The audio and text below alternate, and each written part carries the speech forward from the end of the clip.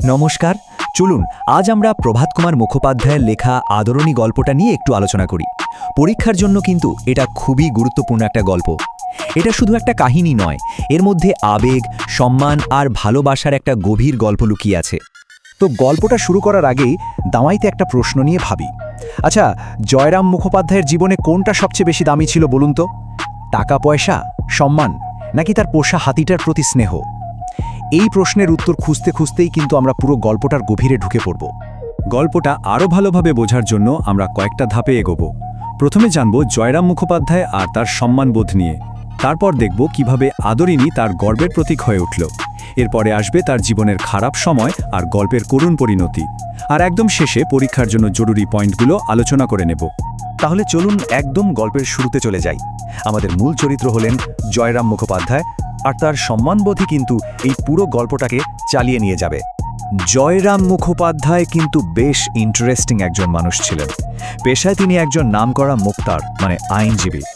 বাইরে থেকে দেখতে খুব রাগী মনে হলেও ওর মনটা ছিল খুব নরম, বিশেষ করে গরিব দুঃখীদের জন্য।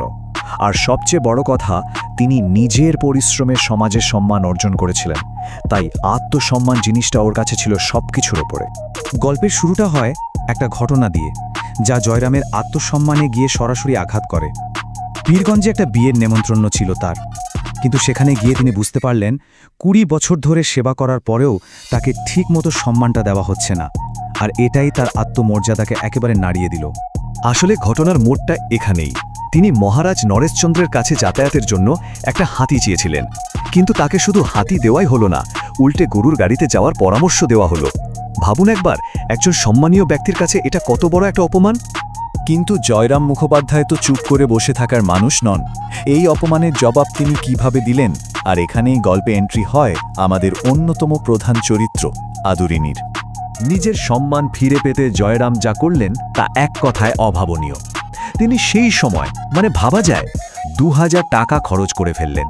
তিনি সোটান বীরপুরে গিয়ে উমাচরণ লাহিড়ীর কাছ থেকে একটা মাদি হাতি কিনে ফেললেন, আর খুব আদর করে তার নাম রাখলেন আদরিনী।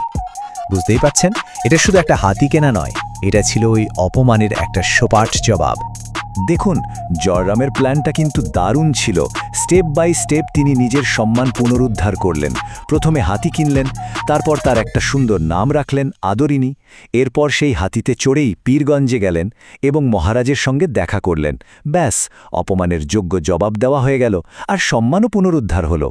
কিন্তু গল্পের মোড় এখানেই ঘুরে যায়। 5টা বছর কেটে গেল, আর জয়রামের ভালো দিনগুলো যেন ফুরিয়ে আসতে শুরু করল। তাকে এমন একটা সিদ্ধান্তের মুখোমুখি হতে হলো যা তিনি কখনো কল্পনাও করেননি। সময় বদলাচ্ছিল। বাজারে তখন নতুন ইংরেজি জানা উকিলদের রমরমা। জয়রামের মতো পুরনো মুক্তারদের কাজ কমে আসছিল, আর তার ফলে কি হল, তার আয় কমে প্রায় অর্ধেক হয়ে গেল। আর একদিকে যেমন আয় কমছে, অন্যদিকে সংসারের চাপ বাড়ছে তো বাড়ছেই। 2 ছেলে তো অকর্মণ্য, কোনো কাজ করে না। তার ওপর নাতনি কল্যাণীর বিয়ের জন্য প্রায় 2500 টাকা জোগাড় করতে হবে।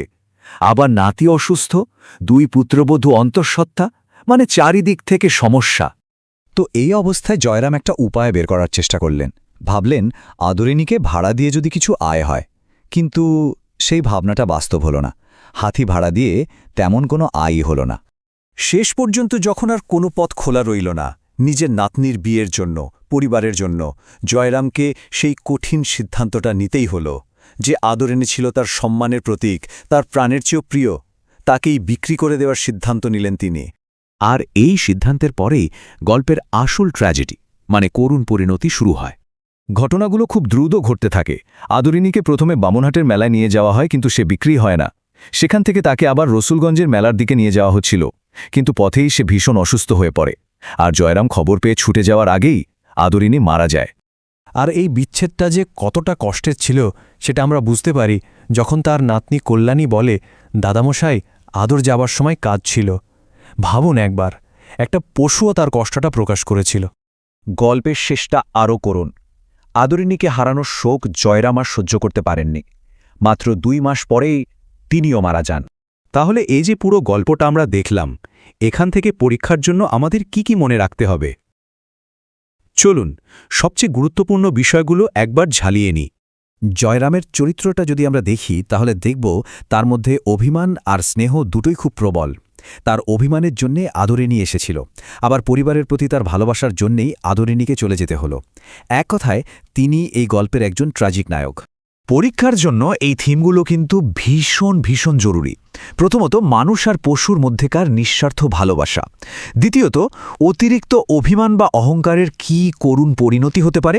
আর সবশেষে স্নেহ আর কর্তব্যের মধ্যে যে লড়াই, মানে একদিকে ভালোবাসা আর অন্যদিকে দায়িত্ব, সেটাও এই গল্পের একটা বড় দিক।